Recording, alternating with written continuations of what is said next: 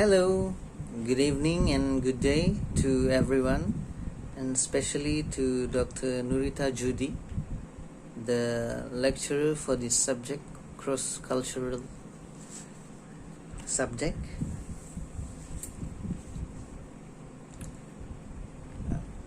As requested, without further ado, I will briefly explain the difference between India and USA using the Hofstede theory.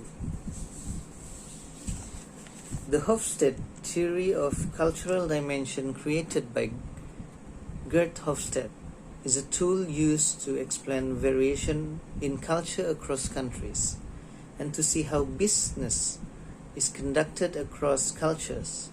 In other words, the structure is used to differentiate between various national cultures, the aspect of cultures, and to determine their effect on the business climate. Hofstede theory of cultural aspect was developed in 1980s by Gert Hofstede, a Dutch management scholar. The goal of the research was to determine the degree to which cultures differs.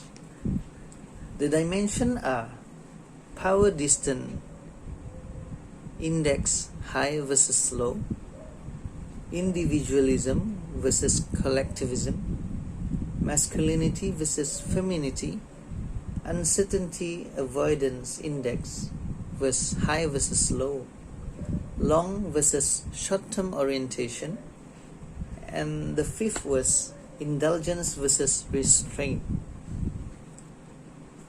There are two countries that I choose, as I said just now, which is India and America. So using the Hofstede 5 cultural dimension to differentiate US and India, first dimension is power distance. This factor deals with the idea that not all people in cultures are equal. It reflects the culture's mindset towards these differences within us. Power distance is characterized as the degree to which less influential representative of institutions or organization within the nation anticipate and agree that power is unevenly distributed. India scores high on this dimension, which is 77%, showing recognition of the order and the top-down structure of society and organization. If one had an encapsulate the Indian mindset, one might use the following term and phrases, depending on the manager or the holder of the control for guidance. Recognition of unfair privileges between the fortunate and the lesser in the pecking order. Immediate supervisors accessible, but one tier higher than that. Paternalistic tyrant. Management directs. Give reason or sense to those who are worms.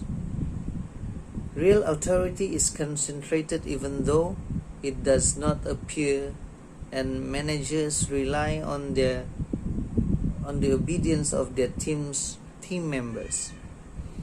Employees expect to be specifically guided towards their roles and what is required of them. Regulation is familiar, also psychological protection, and the approach towards management is systematic, even though it is on a first name basis.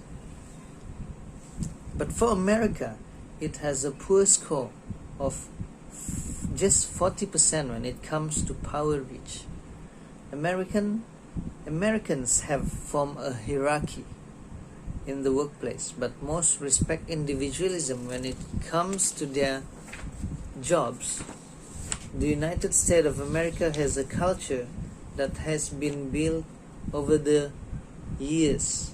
Management and staff are actively gathering knowledge on the job they perform and or their roles.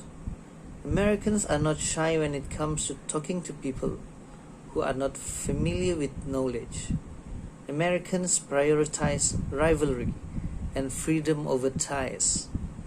Americans are more focused on completing the challenges individually than on establishing a partnership to obtain support in the field.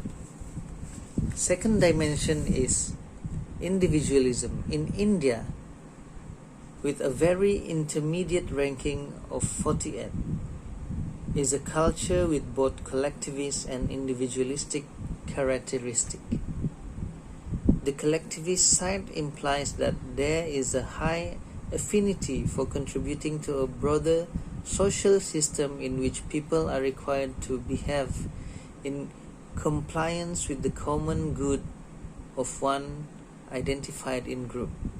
In such cases, the action of the person are affected by numbers of concepts, such as the viewpoint of one's relatives, immediate family, neighbors, working communities, and other social networks to which one has some affiliation.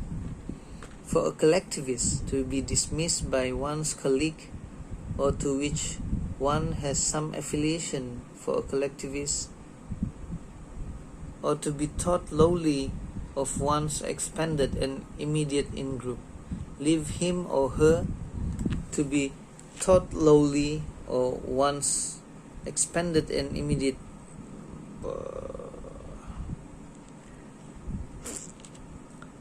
rudderless and with a feeling of deep emptiness. Employee partnership is one of aspiration based on the expectation of loyalty by the employee and almost familial protection by the employer. Hiring and promotion decisions are always taken on the basis of associations that are the secret to everything in collectivist society.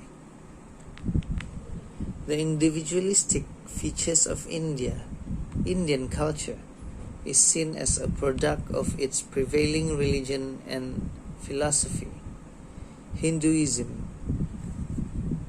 The Hindus believe in the cycle of death and rebirth, and the way of each rebirth depends on how the person lived the previous life. People are thus personally responsible for the manner in which they lead their lives and effect it would have on their rebirth. This emphasis on individualism interact with the otherwise collectivist tendency of Indian cultures, which contributes to its intermediate position on this dimension. But on the other side, the American principle of freedom and justice for all is demonstrated by an explicit focus on equal treatment in all facets of American society and law, which scored them one of the most individualist cultures in the world with the percentage of 91%. Inside American organization, hierarchy is formed for ease. Supervisors are accessible and managers rely on individual workers and always exchange. At the same time, contact is to a degree casual, transparent, and participatory. The society is closely knit with the presumption that people can only look after themselves and their immediate families and not rely too much on the assistance of the authorities. There is also a high level of regional mobility in the United States. Americans are the best joiners in the world, but it is often difficult, particularly among men, to establish strong friendship. Americans are used to doing business or dealing with others they do not know well. As a result, Americans are not afraid about engaging their prospective counterpart in order to receive or request information. In the corporate world, workers are supposed to be self-reliant and demonstrate initiative. Often in an exchange-oriented world of work, it can be seen that recruiting, advancement, and decision-making are based on merit or proof of what one has done or can do. The next dimension is masculinity. American ranking of masculinity is high at 62, and this can be seen in traditional American behavioral